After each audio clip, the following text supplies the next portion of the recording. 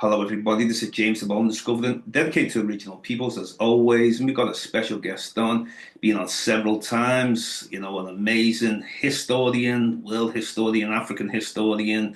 Allow me to welcome once again Mr. Robin Walker. Thank you very much to the show. How are you doing? I'm great. I'm great. Great spirit. Connecting to that African spirit. That's what it is now. When you touch on Yeah. the soil in Ghana. So anyway, your last trip anyway was Ethiopia. If you could just Mhm. tell us a little bit about that. I mean, today the topic is the rise and the fall of Africa. How did we rise? How did we fall? But I'm interested also to know about how your trip went to Ethiopia and what did you get up to there?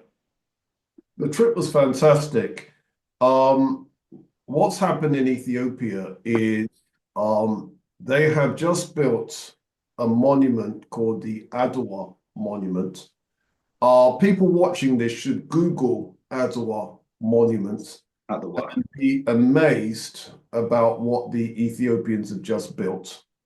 Wow. So I was there for a meeting at that institution. It is absolutely extraordinary, and they have plans to turn it into a museum, a library, etc., etc., etc., all celebrating or all connected to this theme called Adwa. Wow, amazing. Brilliant place. That's a place I definitely need to get to Ethiopia. And yeah, so much history there. And as we begin with the rise and the fall of Africa, if we start with the rise, how did we rise? Like, from just being so-called primitive peoples, hunter-gatherers, and reaching a real high level of heights.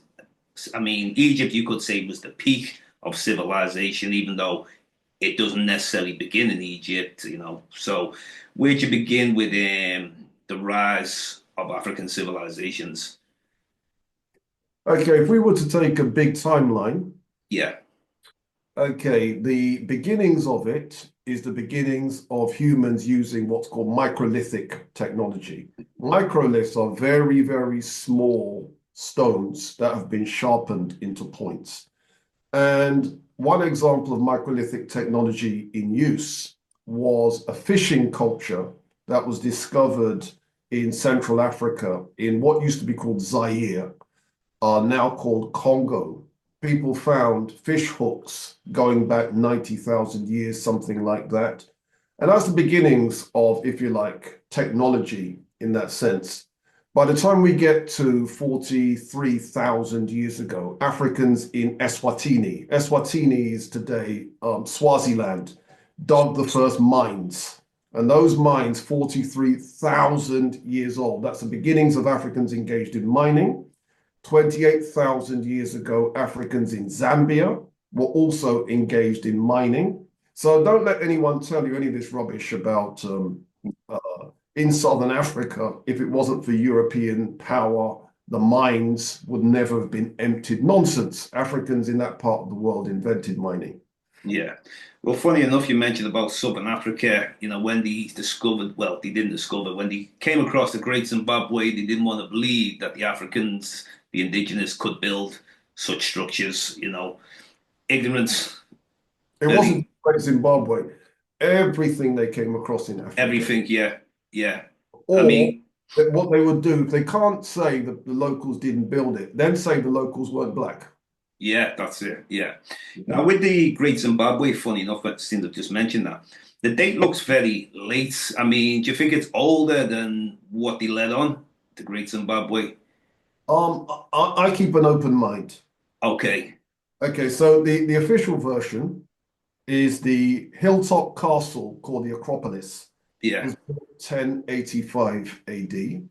The temple, which is the area below, was built somewhere around 1335, and it became the cultural capital of what's going to become known as the Munumatapa Empire. And it held that position as cultural capital right up until Munumatapa fell apart, somewhere around 1629, something like that. All right. Okay. So the city itself is 18,000 people. 18,000 isn't huge, but if you understand that medieval London was 20,000, then we are talking something that's about 90% the size of medieval London. Wow.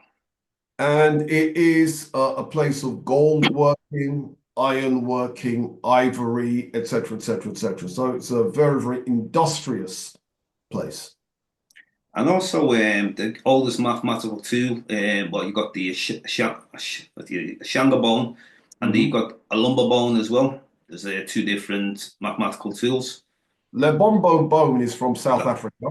yeah, oh, that's South Africa, that one. And the other one is that Central And Africa, the that's right. Shango bone. And the Lebombo bone has got 29 notches carved into it. And it's believed that it's read as you count the notches for 1 month, 29. You count the spaces, 30 for the next month. And it's summing up the idea that a lunar month is 29 and a half nights. Does that make Okay. sense? And it's Yeah, also the same length as a woman's menstrual cycle. That's why some people think it was women that came up with the Lebombo bone. interesting. There was something actually I read about, I don't know how true it was, but that females were the first to count. And like I said, it kind of There's a proof. sim. Yeah, that's the proof what you've just said, basically, because I've came across that. That's very interesting because the cycles, they must count, isn't it? Yeah, interesting. So if we move across like other parts of Africa, I mean, we haven't even got to Egypt yet because obviously we're talking, you start with 90,000 years ago, the fishing, and then we went to 43,000 years ago, mining in Central Africa. So we ain't nowhere near Egypt yet. So, I mean, as we gradually move through Africa, where would be the next stop? The next stop could be, if you wanted to, 15,000 years ago. Yeah, 15,000 years ago, Africans in what is today Kenya, in the Kenya Hill District, domesticated cattle for the first time in history. okay, in Kenya. Yeah, Africans 12,000 years ago in what is today Wadi Kubania. Wadi Kubania is in the southern part of Egypt. On a modern map, it would be southern part of Egypt, but in the ancient world, that would be Nubia. Yeah, 12,000 years ago,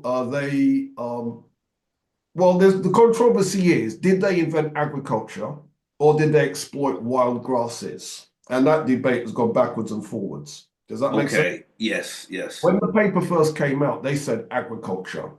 Now people are saying, well, it's kind of agriculture, but the plants don't show the evidence of domestication. Yeah. yeah, Our domesticated plants look different to wild.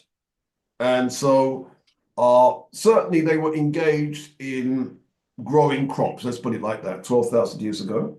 yeah, And then the real great leap forward came around about 6,100 BC, something like that.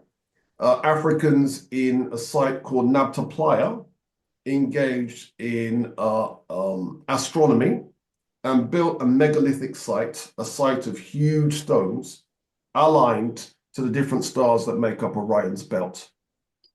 okay. And is this in southern Egypt, Nubia? Is this area though? Mhm. This is Yeah, Nubia. Nubia, And then yeah.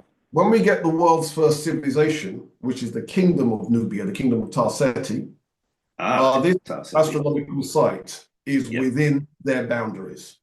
Well, funny you mentioned Tarseti because you know, like before the name Kemet came up, and we've got Tarseti. There's also Narsisi, is it, and Mary?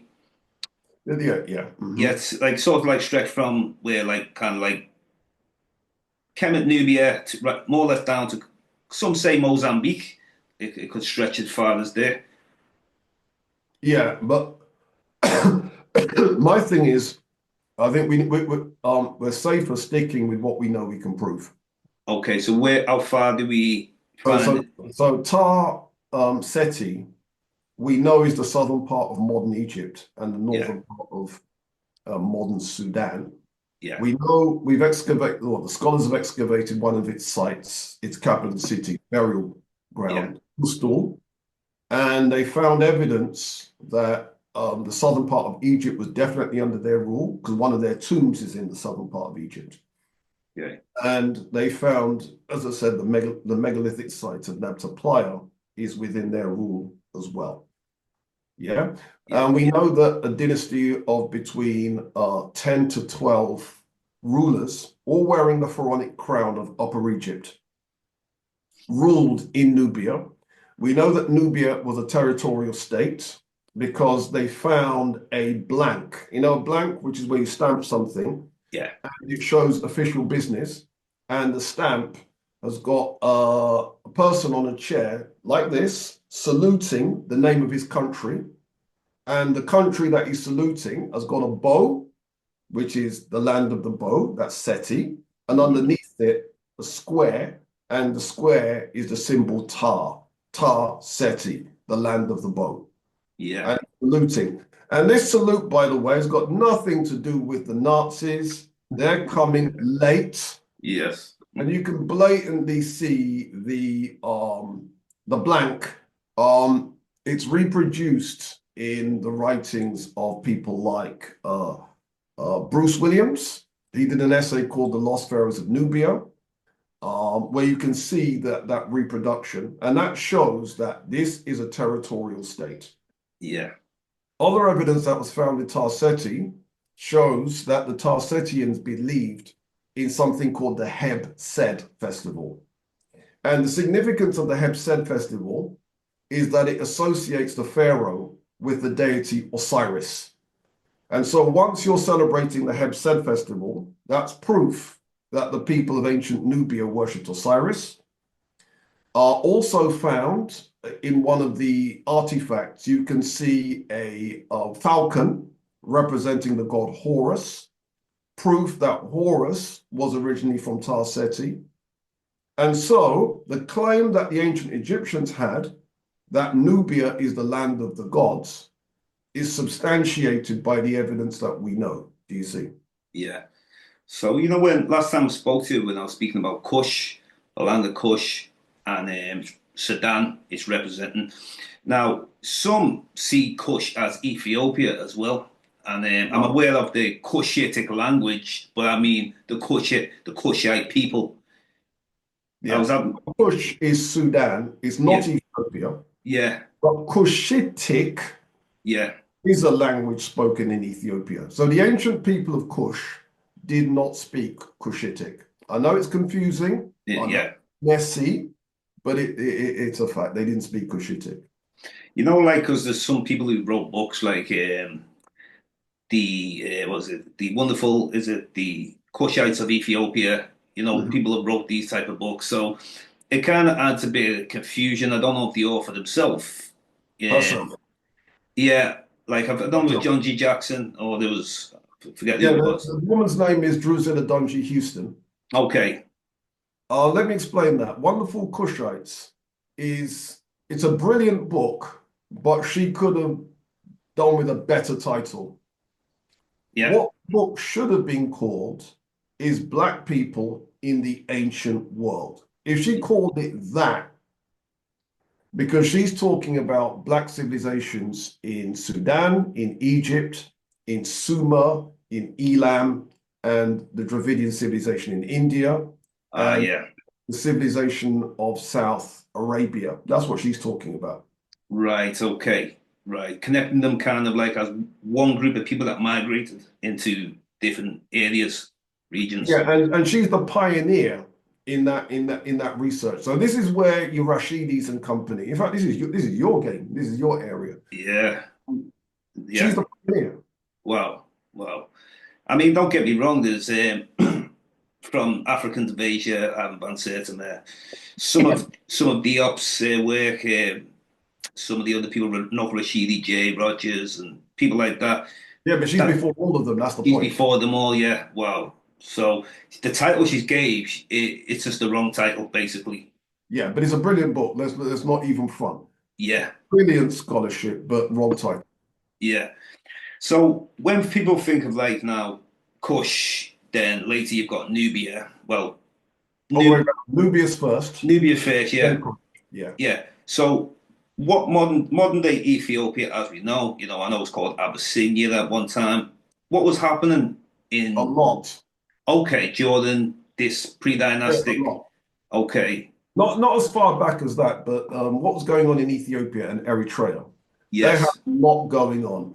Um, Round about 800, 900 BC, they had a kingdom called Da'amat, Yeah. DMT, and it's believed to be pronounced Da'amat. Yeah. Da'amat is a literate civilization. They're building, wait for it, 8-story buildings. Yes, Yeah. you would be correct. Mm. Um, Great architecture, great sculptures. I've seen some of their sculptures. There's an image which, in my opinion, nobody else is saying this, in my opinion, is where they're getting the Queen of Sheba from. There's an Okay. image of what's clearly a queen sat on a throne. She's fat, and as you know, in Sudan, fat queens was a sign of wealth and all that kind of stuff. Yeah. Yeah. Ethiopia, so it might have the same meaning. She's dressed like a Sudanese queen. She's wearing um, a pleated dress. She's got a pectoral around her neck, and she sat on a throne. So, and the other thing too, she's got very short, tightly curled hair. Okay. Yeah, and the Yeah. hair is clearly exposed and all of that stuff. So I think if anybody's the Queen of Sheba, that's her. And Okay. these statues, there's two of them. One of them with the head knocked off, but one is complete in the Addis Ababa National Museum.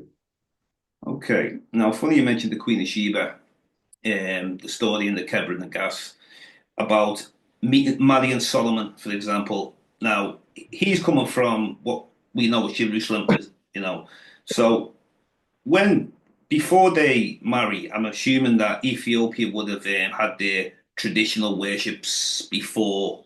I'm not saying they don't still have it, but when she married Solomon, did it become a Jewish state, Ethiopia? All of that is controversial.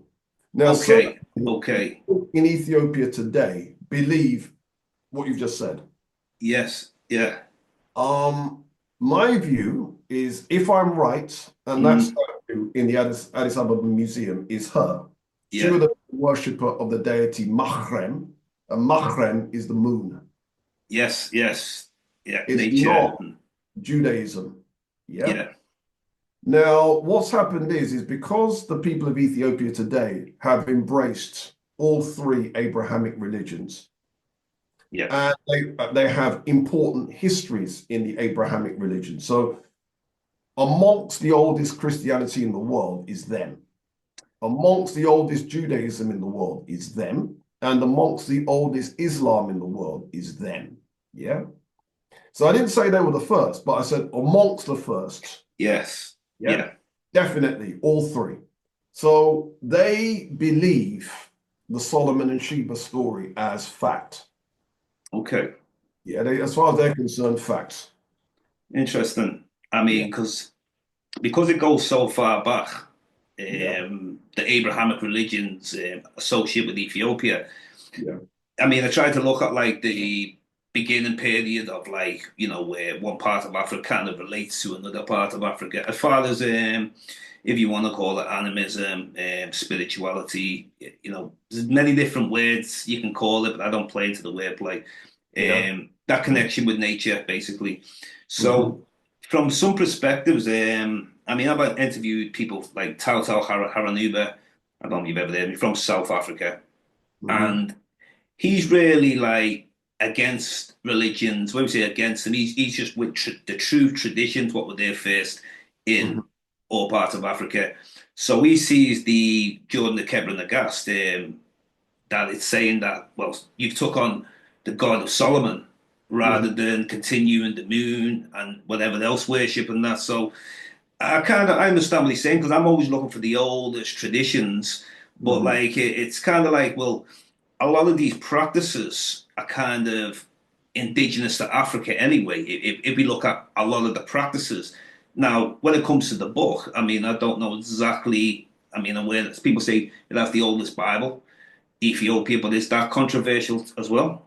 Not as Not controversial as as you think. In other words, Okay. it's controversial, but there's a case that can be made.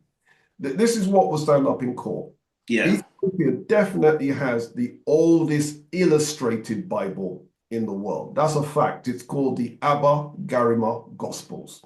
So if Okay. we're looking at Christian art in book form, the first one is the Abba Garima Gospels. Yeah. And Ethiopia's Bible has got more books in it than anybody's. So they've got books that the rest of Christianity has never seen. Yeah. But having just come back from Ethiopia, I can tell you for a fact, they don't actually practice Christianity. They practice Judeo-Christianity. Yes, I remember you mentioned this last time, which Yeah, is so very they follow interesting. the Old Testament just as much as they follow the New Testament. So, would you say their books basically are the Old Testament?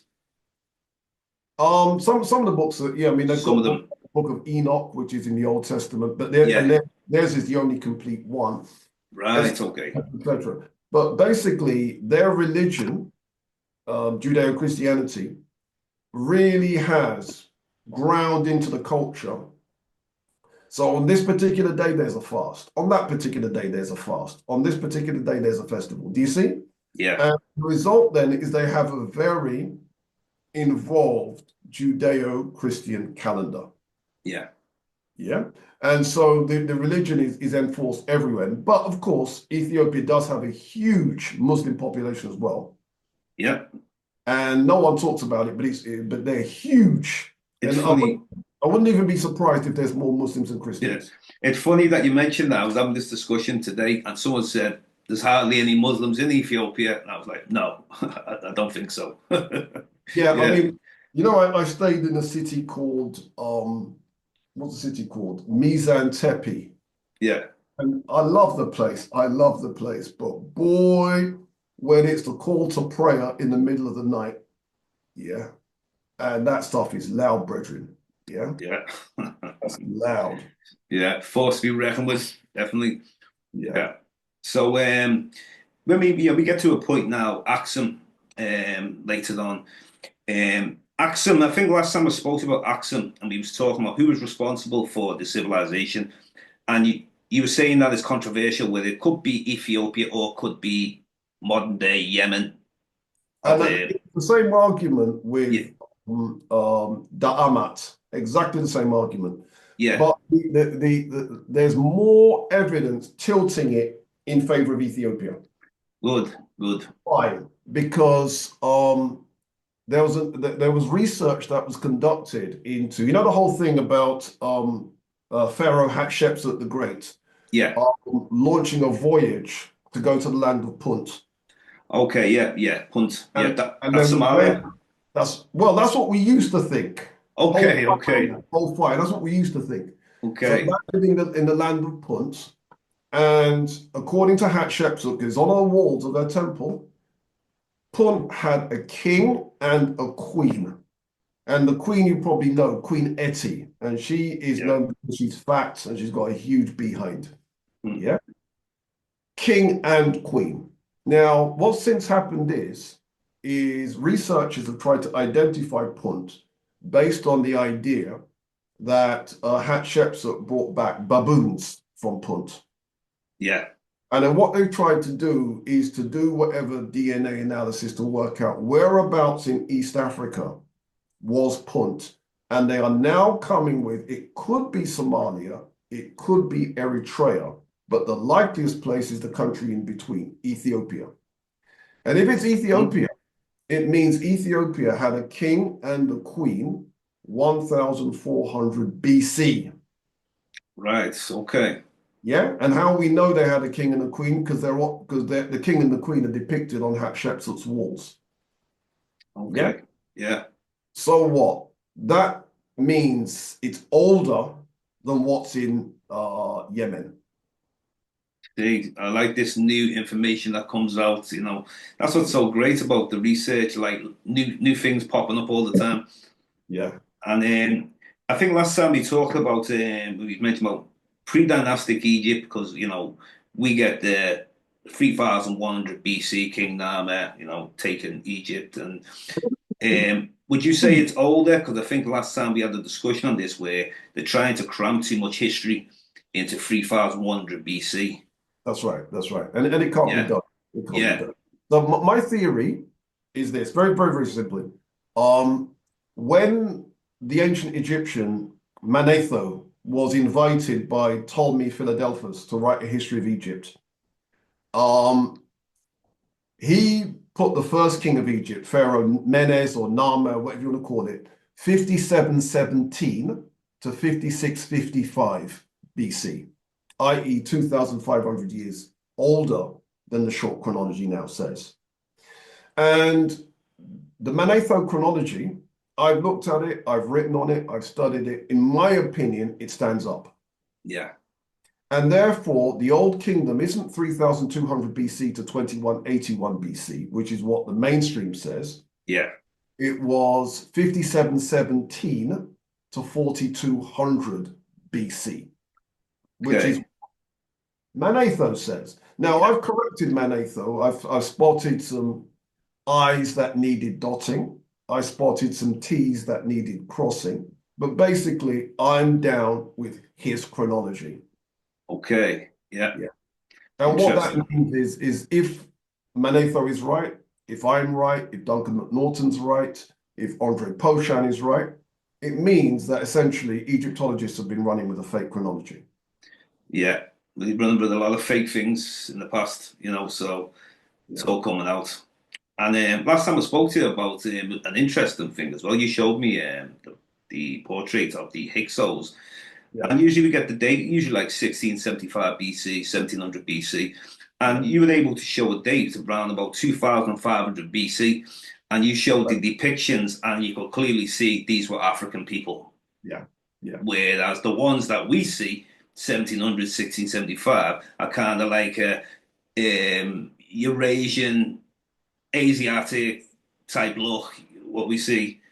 So that was very interesting, that because that takes it back, and it's like, well, how could is it just being ignored, or is this the fact that they have not came with the information, They which didn't come with, yeah, they didn't come with the information, they bro. didn't come with the information? Mm, mm, mm. Very interesting. And the Hyksos, as we know, there's even the controversial of where they came from.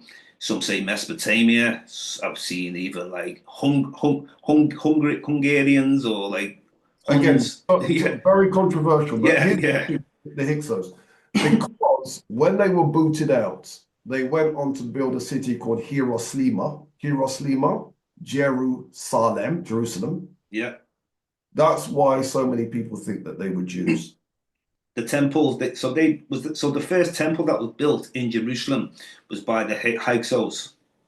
Um, the source that says they built Jerusalem is a different source to the one that says they built that. It's the Bible that says they built that. Okay, Okay. okay. But certainly them building Jerusalem, yeah, is there's a Roman Jewish historian called Josephus. He says that. Okay, okay, Josephus, yeah. Now, interesting one. I remember last time I spoke to you about you were speaking about a Jewish temple in Aswan, Elephantine Island. Correct, yeah. So I thought that was interesting because which would you say is the oldest in Elephantine Island or in Jerusalem? Here's the thing, you see, with Elephantine Island, archaeologists can show you where it was.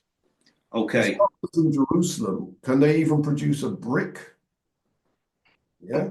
yeah, I don't know what, certainly, I remember going to a lecture by Rat Nefer Amen all those years ago, and he said, can they even produce a brick? Now, I don't know what's changed since then, because it's possible we have got a brick.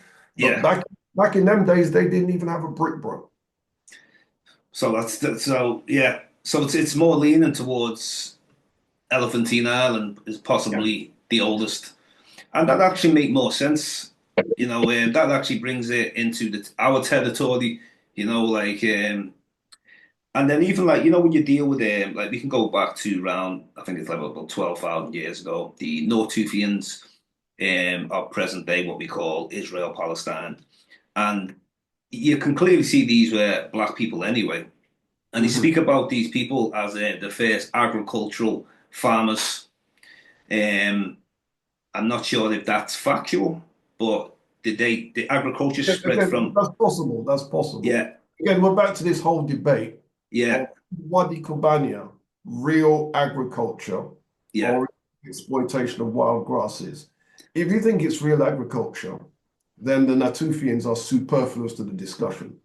okay, If you yeah, don't think Wadi Kubani is real agriculture, then you could go to the Natufians, which is a poor choice, really, isn't it? The yeah, Natufians are a bad choice. And yeah, if you wanted to pick somebody in the Middle East, one would have thought they would have chosen better. exactly.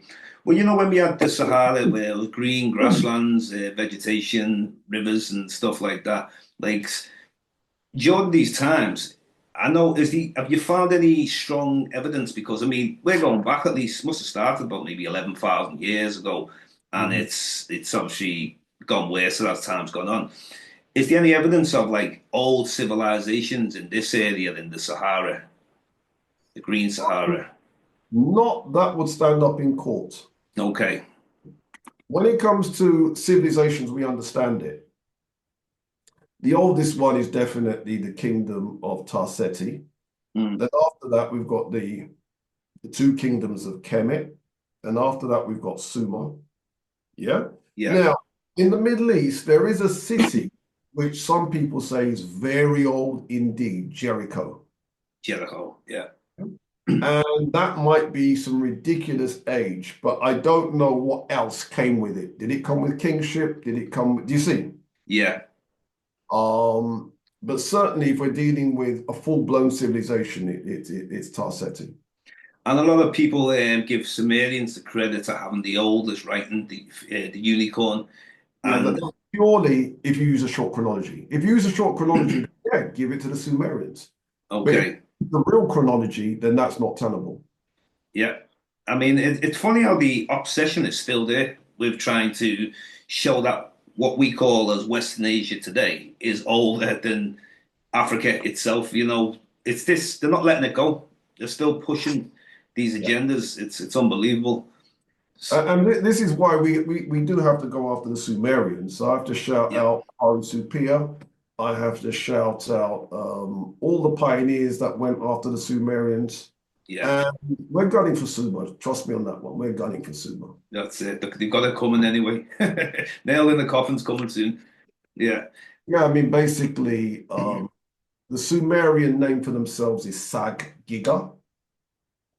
And Sag Giga means blackheads, as you know. yes, Um, One of the terms that the Sumerians use for themselves is Sagsal, which means black person. So, yeah, I mean, the Sumerians, we're coming after the Sumerians. yeah, that's it. Looking forward to this one. Yeah. So, other parts of Africa, as we move around, like Nigeria, for example, present day Ghana, you know, obviously I know we got the ancient Ghana, but present day Ghana and present day. Now, I've just coming back from Ghana, yeah. I went to the National Museum, and Mhm. unfortunately, they didn't have what I was looking for because they get moved to other museums. I was looking for the Egyptian figurine, and unfortunately, like a mummy or something, mummy head or something like that. And Mhm. the person who's taking me there, I was hoping I would find it. And he said, no, what they do, they rent stuff out to other museums, and it could be in Benin, it could be in whatever. So I was actually looking forward to seeing something like that because I did read a while ago, around about 1800 BC, there was figurines found in Ghana. So that's what I was actually trying to find, but unfortunately I didn't find it. Have you heard about anything like the figurines? No, I haven't. So that for me is brand new. Yeah. So my thing is, yeah, if you've got that information, I'll quite happily add it to what I've got. Yeah. Yeah, yeah. Um, did you get a chance to visit Kumasi? Kumasi, no, no, I didn't get the chance to visit there. Okay, I was just, let me read to you a yeah, description of Kumasi. An Englishman got there in 1819. No, got there in 1817. yeah, Four of the principal streets are half a mile long and 50 to 100 yards wide. I observed them building one, and a line was stretched on each side to make it regular. The streets were all named and a superior captain in charge of each. What surprised me most was the discovery that every house had its cloaky toilet. Yeah. Besides the common ones for the lower orders without the town, they were generally situated under a small archway in the most retired angle of the building, but not unfrequently upstairs, within a separate room like a small closet. Are we understanding this? Yeah. Two-story houses with a toilet in its own room upstairs. I'm aware of obviously they were speaking about having the kitchen outside as well. Actually, so where they have the houses, they was telling me that we have the kitchen outside as well. I didn't Mhm, know Stan Gambia as well in some of the houses, so that mhm. was interesting. Yeah, so yeah, this information is just brilliant anyway. I went down to it's called James, I forget it was, an area called Jamestown in Mhm, Ghana, and mhm. he was speaking about they were more dealing with like the migration of the Portuguese, the Dutch, the British, but then they went back a bit back before that, and he was speaking on migrations that came into Ghana. Three of these migrations that they spoke of. Now, two of them I don't dismiss, but this sounds familiar in Nigeria and other places. The one about the Gao people, and he said they probably come from Nigeria. Yorubas, they're Yorubas. Yeah. Now I could totally tick that off, and I'm totally with that. The other two about coming from Israel and coming from the Middle East. I Mhm, don't write it off, but what I've found in Nigeria as well is that under the Muslim teachings, they told them they came from the Middle East. mhm. And also under the Christian teachings, they were telling them they come from Israel. So this sounded too alike. So I Yeah. don't dismiss it, like and to say, because we were aware of Hebrews came in, people from various Muslim areas came in, but I kind of didn't take that 100% serious. I tried to go a bit more into detail. I felt it was the religious doctrine, if The, you know the, me. the reason why people went there, you've come across the book J.J. Williams, Hebrewisms in West Africa. I've not come across that, but Yeah, I'll it's a check that classic out. book. It's a classic book. Yeah, Ghana is the main focus of the book. mm, Yeah, okay. Present day Ghana. yeah, present day Ghana. Okay, okay. Well, I'll have to definitely look out for that one. But this is not a new book. This is one of those old books from back in the day. Yeah. Uh, check it out. Okay, interesting. Nigeria, where you have the knock culture. Whole heap of history. Yeah, Whole heap of history. yeah. Going back in Uh, before. okay, let me drop some new science on Nigeria. Yeah. Yeah. You may be aware, but I've been given a contract to write a book on African history. Is this the new book you told me about the other day? Well, a couple Yeah, couple of weeks ago. You're that's bringing a right. new book out. Yeah. So what happened is I was invited by a book publishing company, whatever. They said, we want you to write a book on African history. Yeah, And, you know, I'm in the process of delivering. Where I'm at is the book is written and the copy editor is doing her thing. Yeah. yeah, Right. Let me drop some new science on you. yeah, man. Right. During the colonial period, missionaries opened schools in Igbo land, Nigeria, to Yeah. teach the natives English. Mm, Conversely, one such teacher, the Reverend J.K. McGregor himself, ended up being schooled. He said, in a class I was teaching, a pupil deeply resented the statement that the civilization of the people in Nigeria was primitive because they had no writing. He declared that they had a writing system called Insibidi. This happened in April 1905. As I was at the beginning of a new term, I set myself to find out all that I could about Insibidi. The few specimens I got were grossly misinterpreted to me as to tone down their meaning. Still, from them, it was possible to see that we here have a genuine product of the native civilization, um, the origin of which is so old as to have become the object of a Martian. Martian is myth. yeah. This is in the Journal of the Royal Anthropological Institute of Great Britain and Ireland, volume 39, 1909. Yeah? Yeah. Okay, now what's since happened is scholars have tracked down about 600 symbols that make up Insibidi. Yeah. Yeah? And this is what Christopher Sloger, professor of art history at California State University, says. The Calabar ceramics, incorporating such a great variety of discrete motifs, including arcs, arrows, chevrons, concentric circles, crosses, lozenges, spirals, and stars, evidence and iconography readily comparable to Insibidi. Moreover, the decoration found on the anthropomorphic figurines suggests that the ancient people may have embellished their own bodies in a manner similar to the use of modern insibidi and other motives as body decoration. Hence, a close study of the archaeological ceramics, which span the period from the 5th to the 15th century CE, provides some historical depth to this important visual tradition. Wow. What's he just said? Insibidi goes back to 400 and something AD. Right. I did come across that. Now, the only difference what I seen was they were trying to connect it to the writing in Kemet. And is there any resemblance did you find? No, no. Nothing at all. No, no. But what was really fascinating about Insibidi, well, there's two things that's fascinating. One, enslaved Africans took that script to Cuba. Facts. Yeah, facts, facts, facts. And you know the Marvel blockbuster Black Panther? Yeah. The writing system of Wakanda is a derivative of Insibidi. Wow.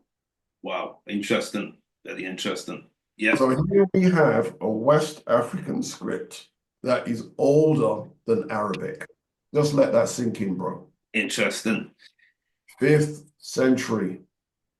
Interesting. Last time we spoke about the manuscripts in Timbuktu, present day Mali. Yeah. Most people give it credit to its Arabic writing. Now, is that how factual is that? And also, is the anything that is African writing Yeah, I mean, predate the Arabic? yeah, let me answer that. Let me answer that. Yeah.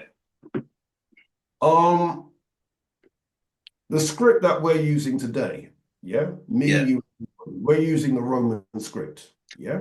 Right, yeah. Yeah. England doesn't have a script. France doesn't have a script. Yeah, we're using the Roman script to write English, to write French. Yeah? Yeah. All right, so what happened was in Africa at this time period, Arabic is the language of scholarship. So a lot of texts are written in Arabic, even if it's written by Black people. Yeah. But then you've got people using Arabic to write their own languages. So the Hausas did that, the Fulani did that. Do you see? The Song did that. So it's not as big a shock as you might think. Do you see? Yeah, yeah. And Africans definitely came with their own versions of calligraphy. So how you actually, you know that the main difference between Greek and Roman is the font. Okay. The differences between the different calligraphical styles of Arabic, they amount to different fonts. Yeah. Okay. The fact that Hausas have got theirs, and people that, I mean, even I who can't read Arabic can spot Hausa when I see it because of the calligraphic style. Do you see? Yeah, yeah. Yeah. Similarly, the Moors had one, and when people first started studying the what's the building in Alhambra Palace? Okay, Alhambra Palace. Yeah, the one that's in Granada. They were Granada. they were able to distinguish the writing style as African as opposed to Arab. You see, Interesting. again because of the font. Right. Okay. Yeah. All right, but in the case of Nigeria, we don't just have their own writing system. We've got the third oldest boat in the world is in Nigeria called the Dafun. In the north, that isn't it? The oldest ironworking in the world, if you believe the short chronology. Yeah. The oldest ironworking in the world is in Nsukka, southeast Nigeria. Yeah. And the only debate now is between, is it Nigeria or is it somewhere else in Africa that's got the oldest iron? Do you see? Yeah. And there's also people speak on the Bantu came with the start of the Iron Age, but they supposed to have Let came me answer from that. Let me answer that. Let me answer that. they came from Nigeria Bantu, anyway. Yeah. that's the thing. You said Yeah. it. They came from Nigeria. That's Yeah, it. yeah. You said it. You said it. Yeah. So that's interesting though. Yeah, and so there's all kinds of new discoveries. So when it comes to Nigeria as well, then you've got the fact that the Nigerian city of Eredo, as one BBC journalist described it, possibly Africa's largest single monument. Yeah. You know, Yeah. the wall, which is 100 miles long and formed a rough circle enclosing a staggering 400 square miles. Bigger than the Great Wall of China, longer. No, as a single monument, as in a Oh, okay. single wall. Okay, right, right. And if you Okay. want to talk about compared to the Great Wall of China, that would now be Benin That's walling, which is Benin, yeah, yeah. 1,000 miles worth of walling. Do you see? Yeah. Interesting. What Yeah. do you think of the Igbo pyramids people speak about? I can't find enough evidence Mm, in the texts to go there. right. Yeah.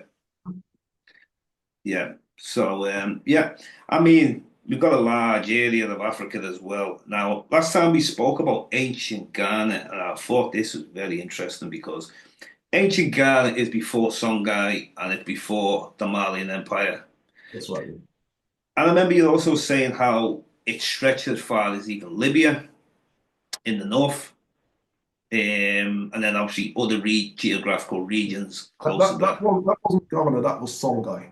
Oh, that was Songhai. Ah, right. Okay, okay. But it The was in the Libyan, same location it's as nearly, where but the difference nearly. is Ghana's reach is Yeah, about half of West Africa. yeah. Songai's reach is about two-thirds of West Africa. Do you see? It was more expanded. Yeah. Yeah, okay. And Songhai is before Mali. No. Songhai does have some history that is before Mali, Right, okay. but the Mali Golden Age is before the Songhai Golden Age. Because before Mansa Musa being the richest man ever, and there was someone before him, I think it was I don't know if it was Songhai or Ghana, where he was the Oh, no, richest. It was Ghana. He was the richest man before Mansa Musa. that's right. Yeah, yeah, that's it. I get mixed up sometimes with Songhai, ancient Ghana, like because they're all like kind of like situated in a similar area. Yeah, But the interesting. difference between them is which is the imperial language that dominates. That's the only difference. Yeah, yeah. So if we go to the indigenous language, does it start in ancient Ghana? This is what it is. The people of ancient Ghana spoke Soninke. Soninke, yeah. The Soninke is what they call the Niger-Congo language. Yeah. The people of medieval Mali spoke Manding or Mandinka. Yeah. Right, yeah. That again is a Niger-Congo language. That's it. Songa, Right. on the other hand, is a Nilo-Saharan language. Yeah. Yeah. Interesting because you see the Nilo-Saharan connection. That's also interesting because they're coming from on the east coast of Africa, the east side of Africa. That's right. That's So right. Yeah. as they came in the time of Jordan Islam, or is this before? Oh, way before. Oh, way Way. before. Yeah, yeah. Right. That's interesting. Just like the way you've got the Bantu going towards from west to east, they're coming from east to west. That's right. Yeah. And then I think we spoke a little bit about the ancient North African civilization, particularly places like Morocco, you got Algeria, and Carthage, which was, modern day Tunisia. Like these areas we were speaking about, I think it was the Amazigh, or the I'll get mixed up with these names. Oh, El Mahadis and so on. So That's yeah, it. Yeah, yeah, yeah, the yeah, names of different dynasties. yeah. Yeah. So yeah, there's when it comes to the story of the Moors in Spain, Yeah. the first dynasty is called the what's the first dynasty called? Um, the Umayyads. Umayyads, yeah. The Yeah. Umayyads was an Arab dynasty, but there's a story that the first Umayyad was mixed African Arab. Yeah. Yeah. All right. The second dynasty is the Almohades. The Almohades are West Africans, basically. Yeah. Senegambia area is the Yeah. Yeah. yeah, Yeah. yeah. I've heard these ones, yeah. Then you've got uh, the Almoravids. No, am I talking rubbish? El Mahdi, excuse me, are Moroccans, black Moroccans, and the documents specifically say black Moroccans. The Right. Almoravids are the ones that are the Senegambians, yeah? Senegambians, yeah, yeah. And then the So last dynasty is the Beni Nazir. The Beni Nazir are Arabs, yeah, but apparently what seems to have happened is black people stepped correctly for once. I know it's difficult to believe, but we yeah, stepped. And by the time we get to the end of that dynasty, they're actually black. right. So I know there was a time when some West Africans went into parts of North Africa and checked the Arabs about using or practicing Islam properly. Yeah, the ancient Ghana did that. Ancient Ghana, okay, okay, yeah, that's Mhm. interesting. Because like as you're like imposing something and you're not even practicing what you're preaching, and you're getting checked back, Mhm. hypocritical. So when we look at like present day Spain, the Moors going into Spain. Mhm. So when we look at the numbers now and we try and figure out, well, how many were Arabs, how many were African? And when we say African, that includes people Yeah. who were Moroccan, of course, black Moroccans, Senegambians, and anyone else black of that continent. So the majority would have been African people because we have that thing of people love saying that they were Arabs and they say the black people were enslaved people. This weakness we get. Yeah, let me answer that. Let me answer that. Certainly there was Yemeni supremacy, if you like. There was definitely some of that stepping, especially during the early periods. The early periods. Okay. Definitely that stepping. But numerically, there were definitely more Africans than Arabs because we know that the Africans brought, excuse me, let me, I know they brought a lot of knowledge into Spain and no, they also brought sickle cell into sickle Port. cell. Okay, sickle cell. Yeah, yeah, So one of the things I use as teaching material is there is a article in the Human Biology journal called The Importation of Sickle Cell into Portugal. And the very type of sickle cell that got into Portugal during the time period we're talking about, it's called the Benin haplotype. You follow me? yeah, And if the Benin haplotype is the one being brought into Portugal, that implies the majority of the population must have been Africans, not Arabs. yeah. That's Mhm. it. So it shuts that argument down. Yeah. Interesting. This is what it is. If you go to the very top of Moorish society, the very top, the kings, the sultans, whatever, they could have been of any color. And because a lot of them had European wives, you don't know what they're coming out as. But if you were a regular person in Spain, the Mhm. moment you saw a black person from Africa, you knew that they were government. Yeah, You see, that's the way to look at it. yeah. So we speaking a lot of things about rising, and I'm also interested in how we felt because it's both are just important as each other.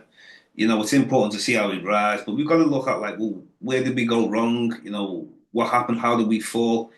And if we look at it like, for example, I'm sure we have to start from North Africa because this is where a lot of the invasions were first coming in. You're right.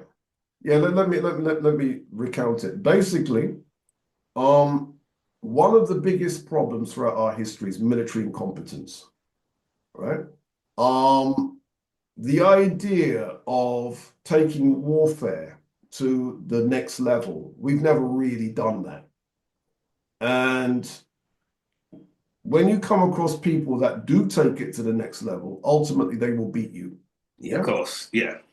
All right. So let's go through the timeline then.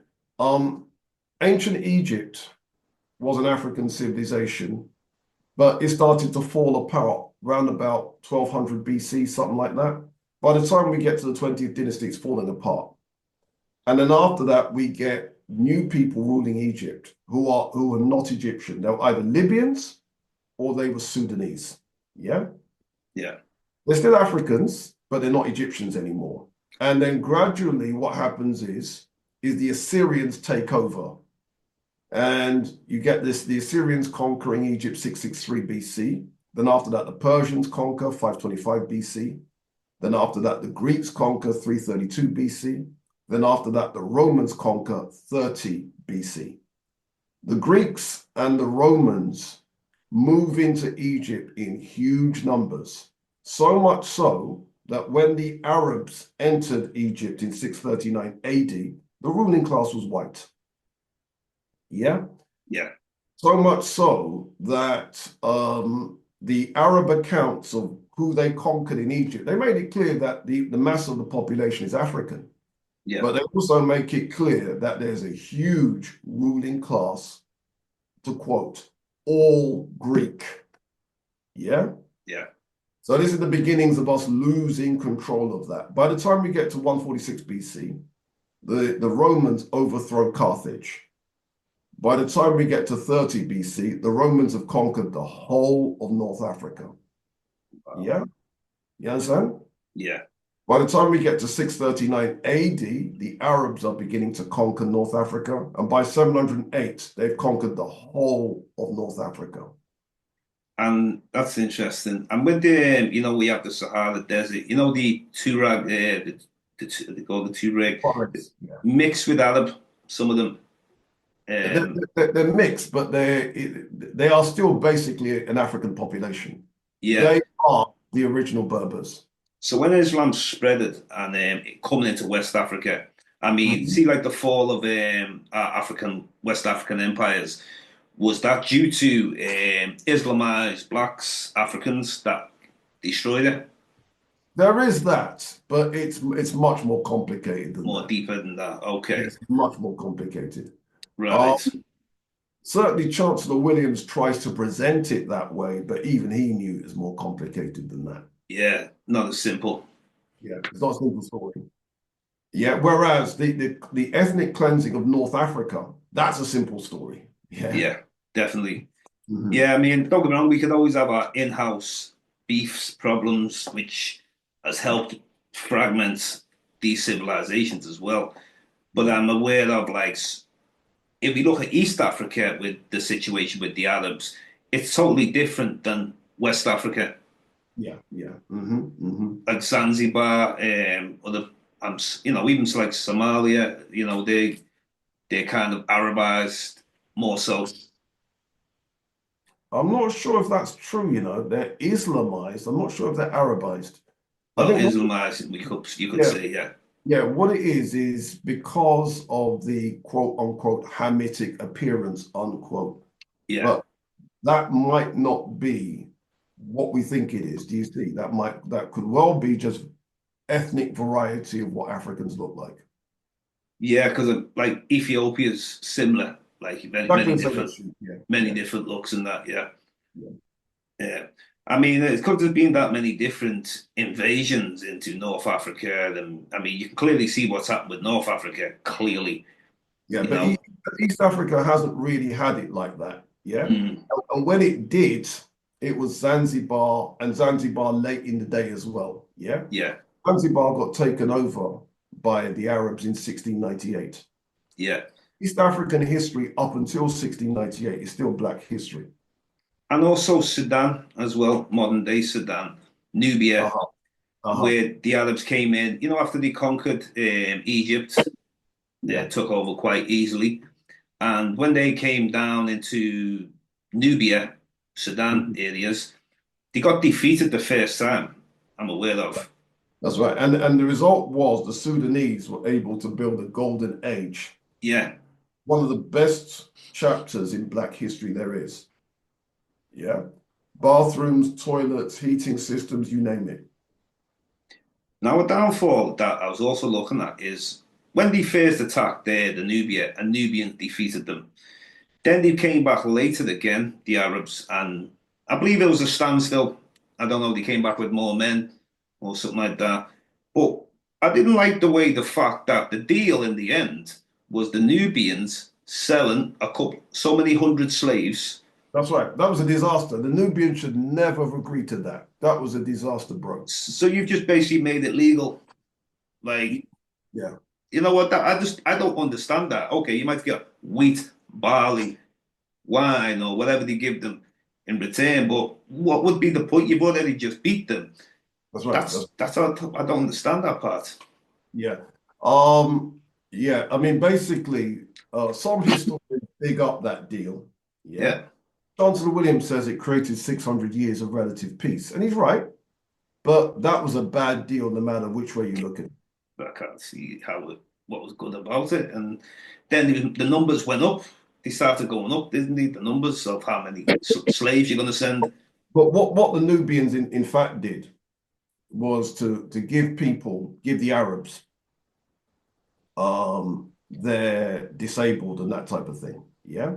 Yeah, Knowing that the Arabs would have to feed them, clothe them, house them. Do you see? So yeah, they're able to quote unquote profit. Yeah. But I'm still agreeing with you. Bad deal. bad deal, definitely. I mean, I'm sure obviously we look at the similar accounts in other parts of Africa. Like an example, we look at the parts of West Africa and including places like Niger also, times when they were sending their own people up to North Africa to be enslaved by the Arabs of North Africa. So even places from like Niger, Yeah, I don't but know. the civilization was called Kanem Bornu. Kanem Yeah, Bornu, yeah, I teach a lot about that. My thing is I call that stupidity. yeah, yeah. Um, Major stupidity. Yeah, I mean, basically, that was another disaster. So this is why I wanted to do also the rise and the fall because I need the people to understand it's not a case of just getting it from a one-sided story of Africans sold Africans into slavery, understanding it a little bit more better, because when I first heard it, In truth, yeah, we would have to do a whole session just on that. Yeah, yeah, to really, definitely, really get to the bottom of it. I mean, it's an area that I'm very comfortable talking about because it's an yeah. area. And I'm But comfortable listening to it as well. I didn't used to be. I'd shut someone down as soon as they talked that. And I've started to like understand a bit more some of the stupidity, yeah, some of the foolishness, and some of the is it down to like in order to have peace with warlike people, this is the deal you're going to strike. Because sometimes if you want to have peace, and you're peaceful people. You know what? War constantly. yeah. We are peaceful people. So one time, I won't go too deep into that because I would like to get you on, and we could do, like you said, a whole podcast on that alone, because Yeah. this is very informative. So we'll save that one for another time. But Certainly. also, can you see any other the downfalls that came even during the time when the Europeans came? Do you see any where we created our own downfall? The main issue is I come back to it before military incompetence. Military incompetence. Yeah, And just to show you how deep the incompetence went, if Europe chose to re-enslave us today, yeah, we would be just as helpless against it as our ancestors were 400 years ago. Yeah, yeah, that's what I mean when I say the incompetence. yeah. And Like the weaponry, we just got no match. yeah, the weaponry, the training, the whole thing about warfare into science. Yeah, Yeah. we weren't about that, unfortunately. Yeah. Another place as well, when people talk about the Phoenicians, the Phoenicians, times when they were Egyptian colonies, because there's that discussion of the Carthaginians, for example, people, they'll say the Phoenicians, where they paint them like a very pale type of people, the Phoenicians. Then it leads to Hannibal. Hannibal was a Phoenician, or Let some me answer that. say, Let me yeah, answer. yeah, Yeah, the Phoenicians, there's no real controversy over who they were. yeah, Yeah. There isn't a controversy. The Phoenicians were basically they started off as a black population and ended up as a mixed population. But even as a mixed population, there were enough black people there for us to claim it. Yeah. right, yeah. What it is, it's Van Sertima that pushed the idea that the Phoenicians were pale. Okay, Van Sertima. Well, Van Sertima that did that.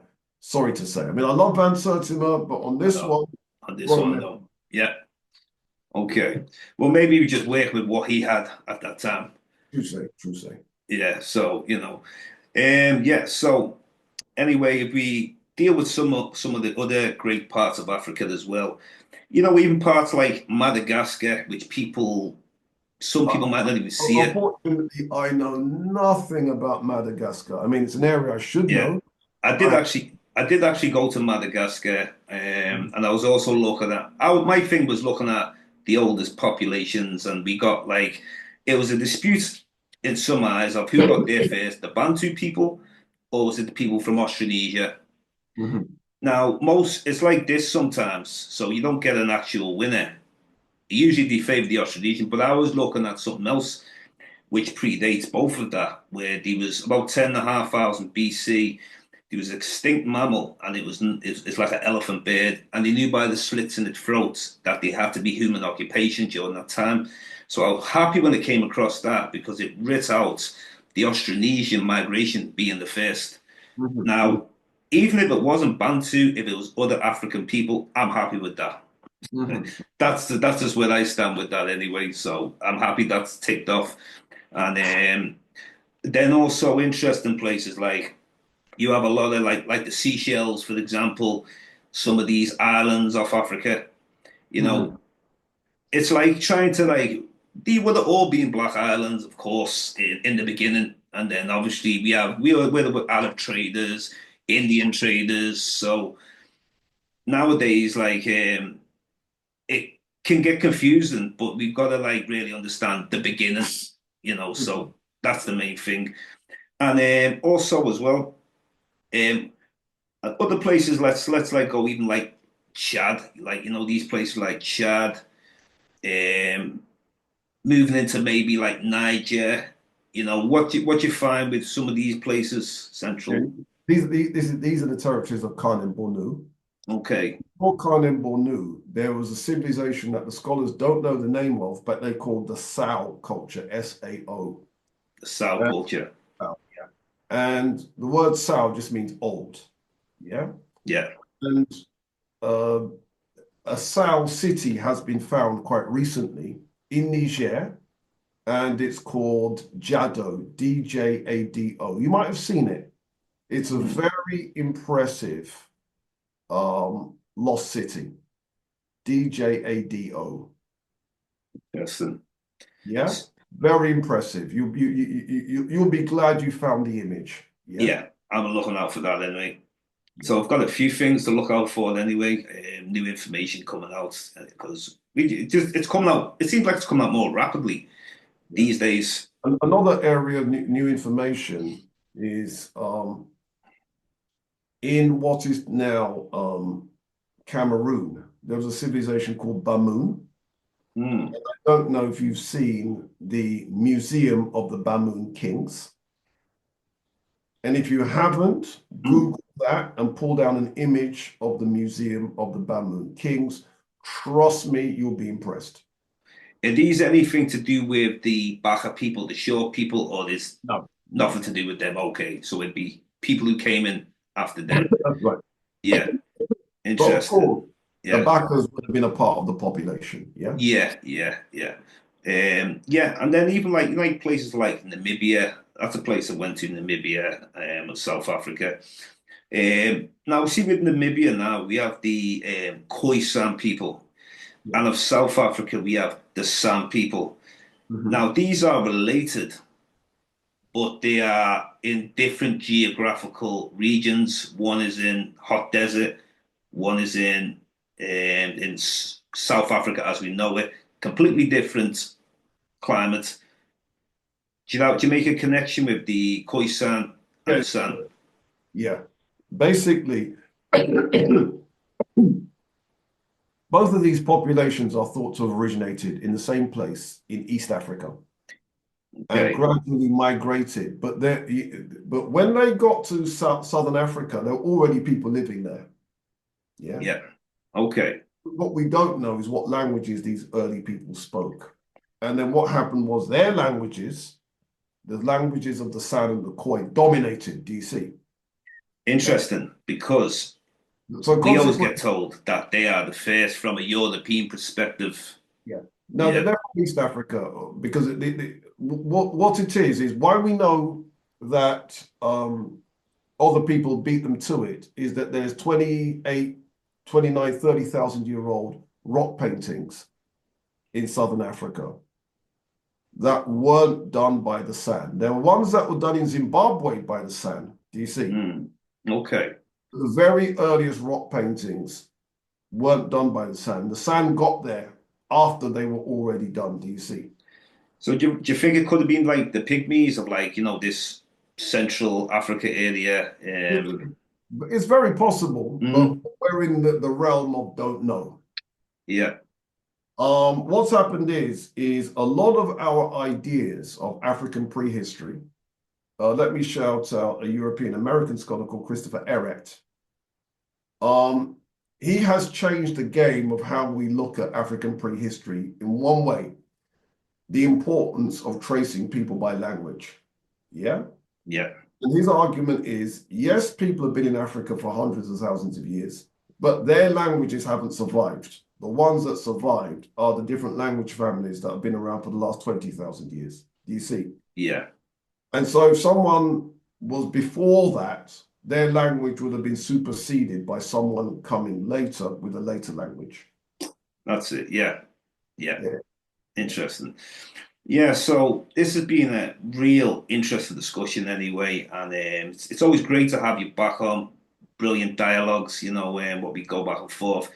Like we said before, there's some things that our podcast itself, like if we speak on the downfall of our history, what caused it, I think we just scratched on the surface slowly, like a bit today. But one time when you're free, if I could get you back on and like you said, you're comfortable with it. I'm happy because I am comfortable with it. It took me a while to get comfortable with it, but I am comfortable with it. So I'm looking forward to that one time when you're free. And also anything that you want to promote yourself on this channel, you were saying that your book's going to be soon out. It's written. It is written, you said, isn't it? Yeah, it's being edited right now. But It's my be thing is when I've got a physical book, I'll let you know. Yeah. And in the meantime, I'm quite happy to do another session to do specifically with the downfall of African civilizations. Yeah. I think that's very important because we need to learn. We definitely need to learn. So I give thanks, Mr. Walker. This is James the Bowen discovered and dedicated to original peoples. And great thanks, great discussion once again. And I look forward to watching it back and I'll be in touch. And I look forward to the next discussion also, Robin. So peace, my brother. Keep Have it a coming. good one. Peace, man. Thank you very much.